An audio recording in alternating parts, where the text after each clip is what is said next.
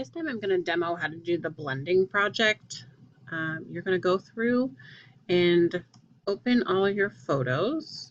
You can do file open, find wherever it is that you have them. Mine on my desktop. My 3 photos are here. I'm going to hold shift and click the last one so I can open all 3. They will pop up 1, 2, 3. And they are right across the top in these tabs. So some students think that they disappear, but they're all 3 right here. I think I'm going to put these in the order. Oh, they're already in the order. They're in the order that I'm going to use them. So from here, I'm going to do new, file new. I'm going to make a new document. Over on this right-hand side, it says pixels. I don't understand pixels. I don't expect you to understand pixels, but what I do understand is inches. So I'm going to click inches. And then it depends on if you're going to do an image that's wider or an image that's taller. Mine's going to be wider, so I'm going to do 10 inches wide by 8 inches tall, which is a little bit smaller than a regular sheet of paper. And I'm going to do resolution of 300. And you want it in color, 8-bit's fine. Background white is fine. I'm going to do create. Now I have my new untitled piece. From here, I'm going to go back and I'm going to go to my main image that I want to be my base image. I'm going to go with, I think, just the first one. So I'm going to select the area that I want. Now, my selected area doesn't necessarily matter. I could select the whole thing with Control A if I wanted to, or I just select my rectangle selection tool. I'm going to just pick a chunk here that's got him in it. I'm going to do edit copy. And go to my untitled document, do edit paste. From here, he's too big, so I'm going to do edit free transform. And now I have a bounding box. I'm going to grab a corner, hold shift so he stays in proportion, and I'm going to shrink him until he's closer to the size that I'm wanting. A little bit bigger than that. So I think I can fit 3 of them in here. I'm going to press enter as soon as I have him how I want him. From here, I'm going to select my second photo. Again, I'm going to just select the area I'm looking for. Just something like this. Edit, copy. Go to untitled document. Edit, paste. Again, he's too big, so again, I'm going to make him smaller by edit free transforming. Grab my corner, hold my shift. Try to make him the same size as he was before. I'm going to try to line up his foot and make him the same height. And press enter. Okay. And I can go ahead and add my third one now if I wanted to, or I can start to do the project. Okay. If I wanted to start to do the project right now, I'm just going to use my lasso tool, and I'm going to give it a little bit of a feather. When I give it a feather, let me show you what happens if I don't give it a feather. Number 1, down here in my layers tab, I need to make sure this is open because right now this layer is the layer I'm working on. But if I wanted to select from this layer, then I would click on that layer. Okay, I'm going to select from the top one. So if I didn't give it a feather, then I would just pick this area and I would press delete, and then that area goes away. Now I want to show you the difference if I do a feather. I'm going to deselect that area. I'm going to give it just a feather. I'm just going to pick a random area and then I'll undo it. Oops, forgot to give it the feather.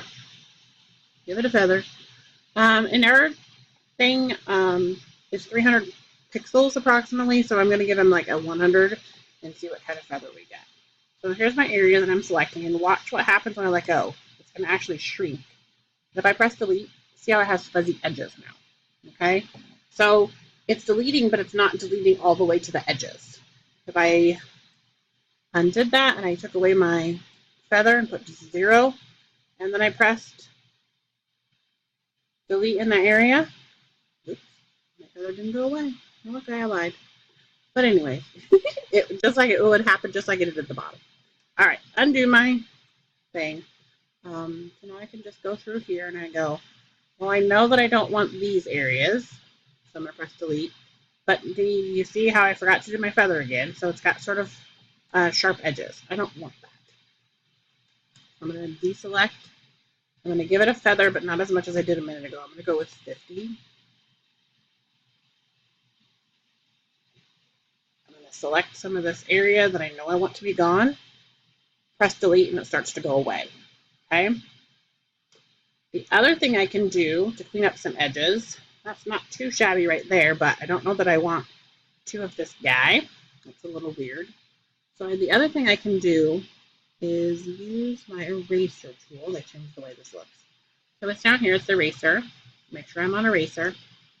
And up here is how you change the size. So you can move this. You can see the size change. I can make it big and make it small. Here I can give it fuzzy edges or nice crisp edges. I'm going to give it a fuzzy edge. I'm going to try to get rid of this guy without erasing his leg.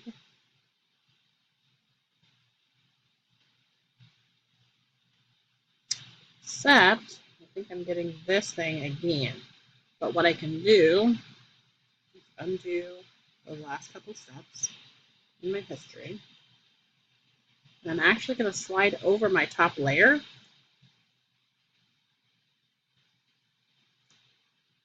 I'm going to go back to my eraser and do some erasing of this guy again. And this time I won't have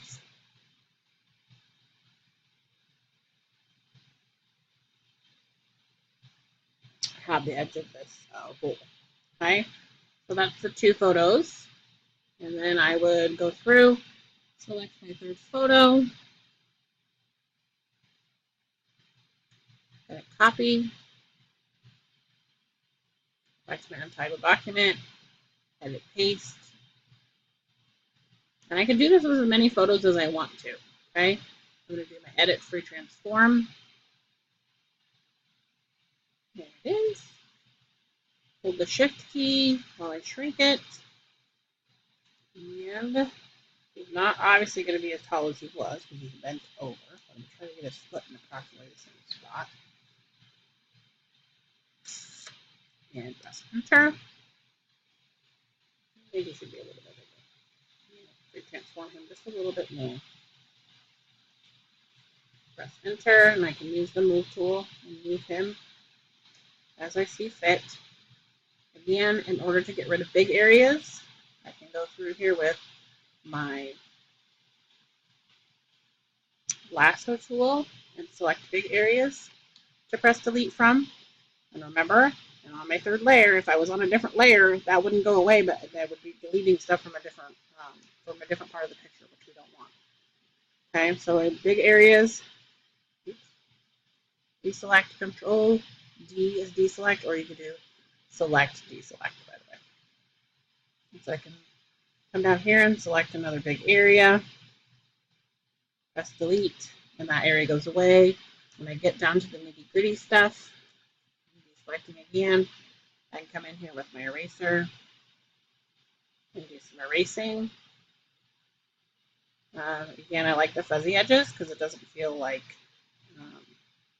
it's forced.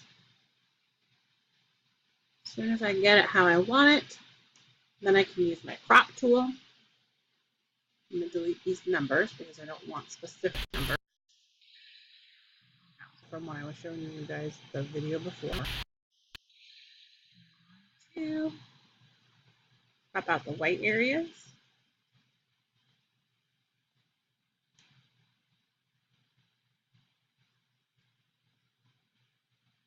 So I just have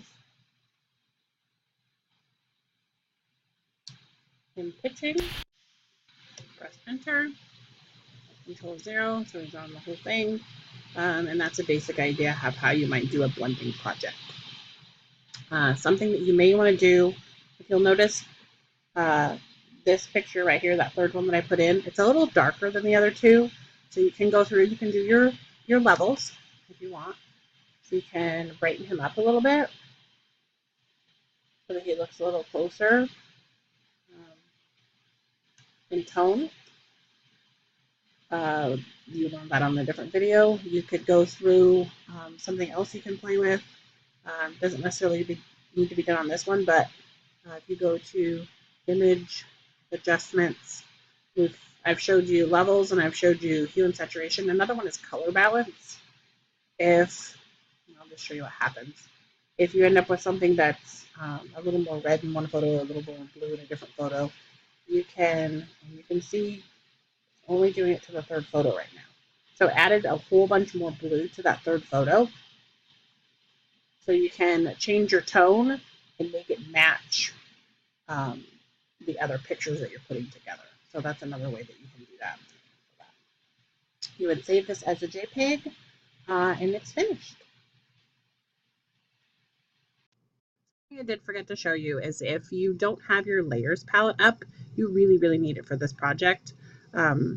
So if you don't have it, you go up to Window, and then you just check mark it. So right now I have layers, I have history. It's not check marked because I'm not on that tab at the moment, but I would mark history, and then history pops up as well. So those are the two that we use most often. So if you don't have it up, again, it's Window, history, or Window, layers. Okay? Good luck.